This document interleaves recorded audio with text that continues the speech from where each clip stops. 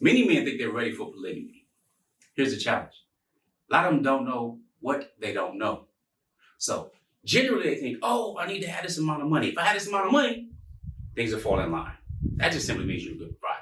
But that's absolutely not the actual reason that makes you ready for polygyny. Truth is, many men are already losing in their current marriages in monogamy. Many are what I call suffering in silence. All right. Now, the social media era has allowed many people to speak, many husbands to kind of talk about their challenges and issues and so on and so forth. Right. So we're hearing more about this. And I'm not going to bore you with a bunch of stats about how most men are knocking themselves off, all right, deleting themselves, if you will, and all kind of other things to really talk about the men suffering in silence epidemic.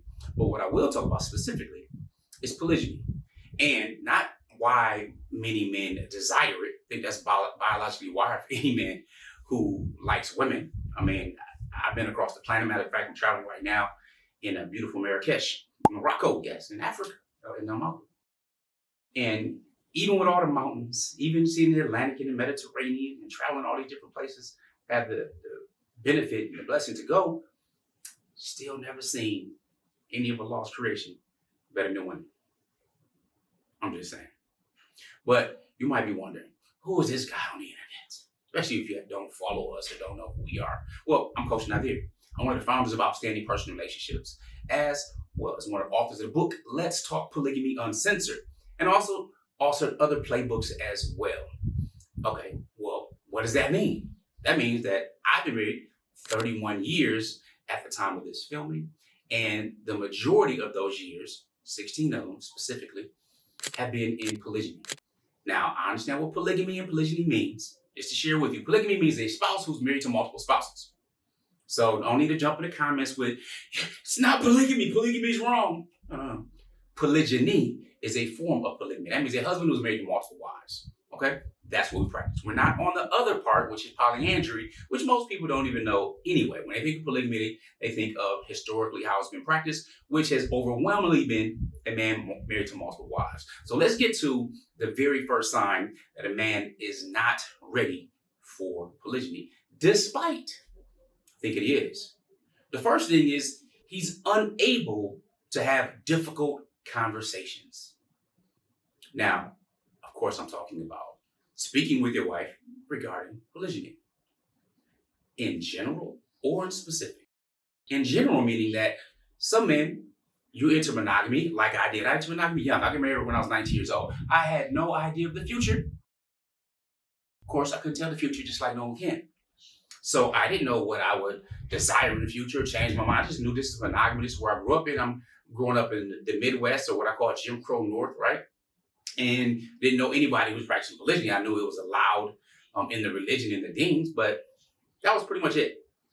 So if you can't speak generally about polygyny without there being a spirited discussion, also known as debate, an argument, a fight, and you back down, you capitulate, you're unable to even just touch the topic and you're unwilling to move toward it, that's a major sign. Now, specifically what I mean is that you may have grown, or you might know from the get-go. You might know, yeah, I want to marry more than one woman. And you're unable to tell the prospective wife or your wife that, that's problematic. Now you're setting false expectations, the bait and switch. And now, specifically, if you already have somebody else, or somebody else is already willing to be your second or additional or incoming wife, that's extremely important. Now, why I say that you're not ready for polygyny? Now, can you practice it if you're not ready, if you avoid difficult conversations? Yes. Is that the best thing to do? No. At OPR, we focus on best practices. And the example I'm going to share with you is myself.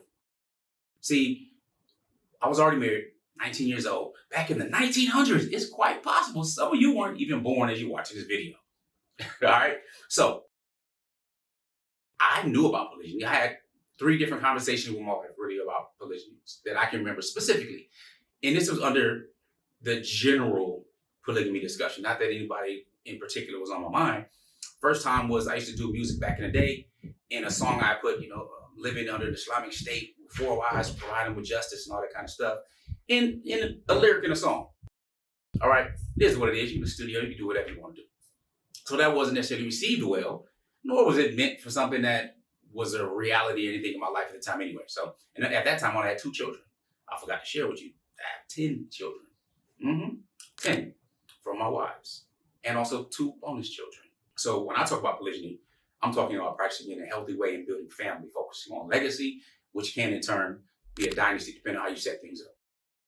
So that was the first time on some lyrics.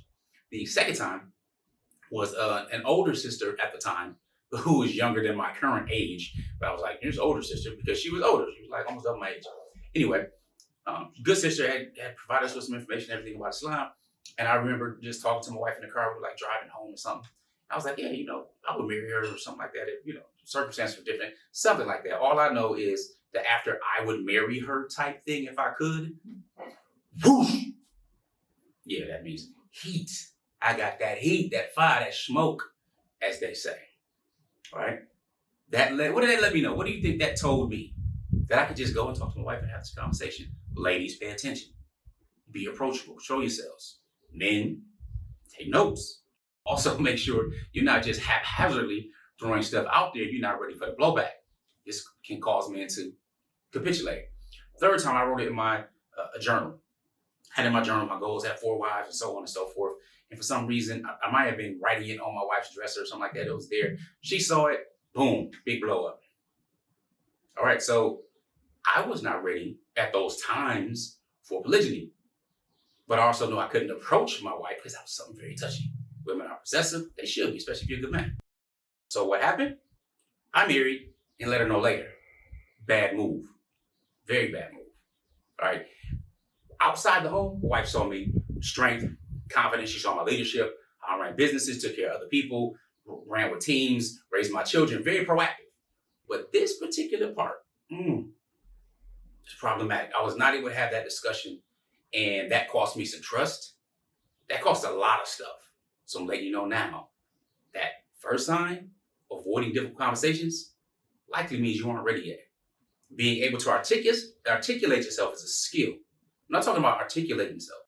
Simply having the courage and the strength to have a conversation that seems uncomfortable. Well, not really seems uncomfortable. It can definitely be uncomfortable and difficult for many men. And stand in that discomfort and still move forward without capitulating means everything. Now, what's the second sign, Coach Nazir? Second sign is you feel you need her approval to lead. That's problematic. That's very problematic.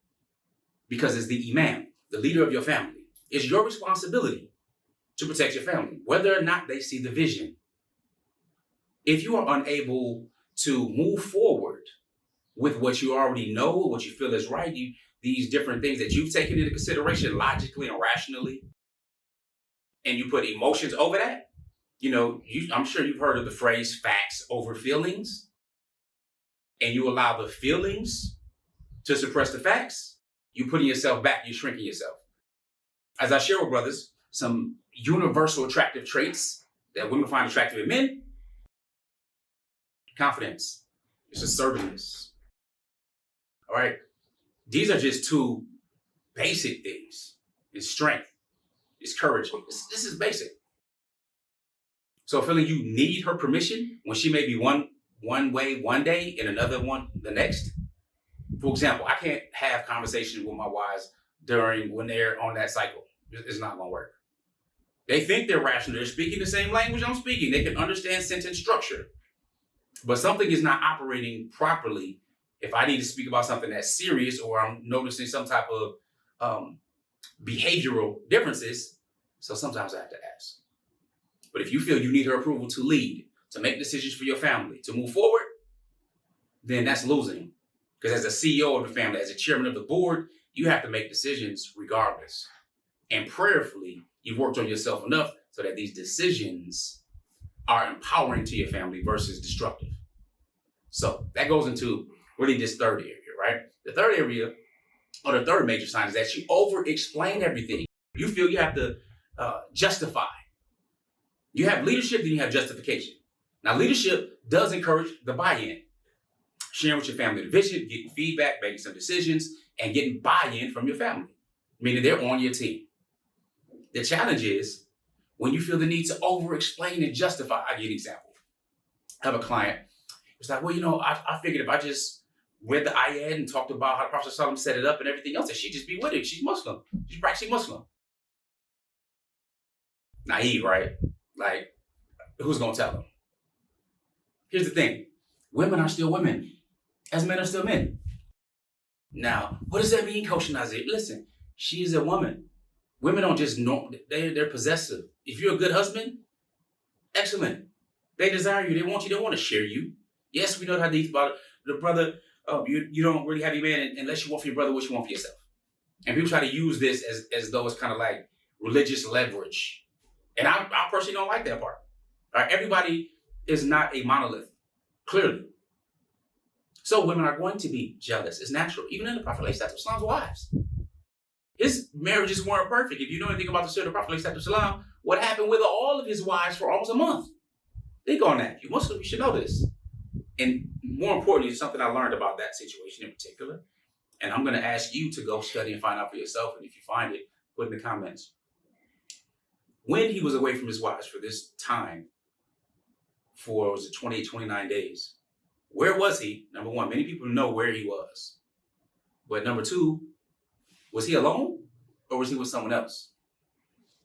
And if number two, you think he was with someone else, who? I'll leave that with you right there. Nevertheless, leadership over justification. Now, here's number 4. Sign number 4 says, look, you have no family structure. It's amazing because I meet entrepreneurs, I meet investors, they can draft contracts, they have partnerships, agreements, affiliate stuff, all types of things, right? But there's no governance, no standards or expectations when it comes to the man. When it comes to the man. This is what I mean. I ask brothers, okay, well, what are your boundaries? What is the thing that she knows if she doesn't, you're divorcing her. She's gone. She's out of the family. That's that. Other than cheating on you. Because that's like, basically, that's the foundation, right? You get married. There's a contract between your private parts, basically, right? So other than that, what do you have set up that she knows that if she does it, you're gone? Thinking of the percentages, I'm pretty sure it's over 95% of men that I work with, that I've asked this question to, not even that I work with, just we may have had some strategic consultations. 95% of them have none. None. Which would adequately explain why they accept disrespect, why they accept the weaponization of sex, why they accept the weaponization of even tears. Now, of course, not all tears are manipulation or necessarily weaponized. But my point is, when you have moved and you've made a decision as a leader to move in the direction of the vision for your family is clearly bigger than your wife. Okay? I'm just being real with you. It's bigger than your wife.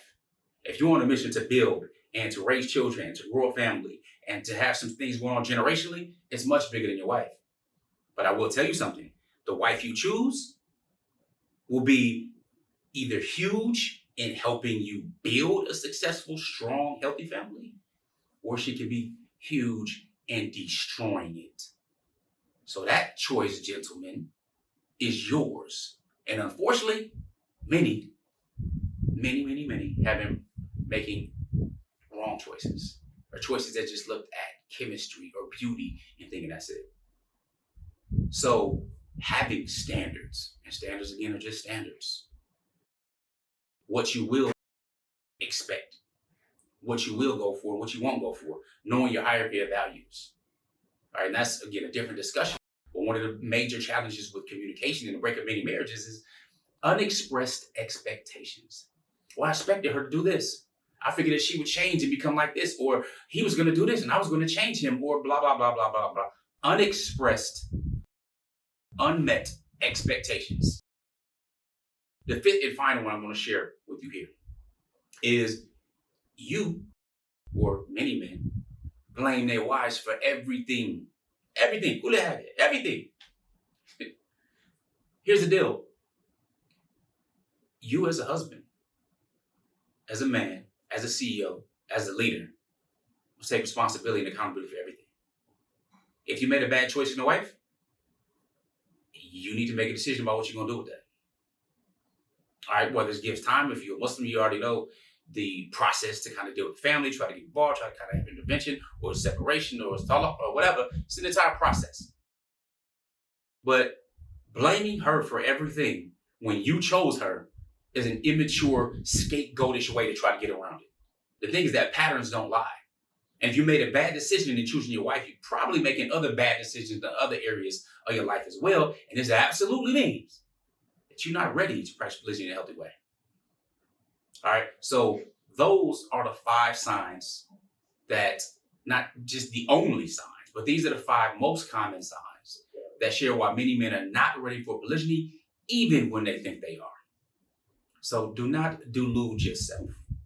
Now, if you want to see where you stand when it comes to frame as a man or even frame as a woman, I strongly suggest go to polygamyquiz.com and find it out, because you'll also find what level you're on from being a C1 all the way up to a crown C7. And the better you are, the higher likelihood of less friction when you are in polygyny or you're about to begin that journey. Because it's not easy. You know what I think about easy. I don't care about easy. All right, think about this. If you want things to be easy, let me ask you, do you want your life to be easy? You looking for an easy woman? Yeah, I didn't think so. Does it have a ring to it, does it?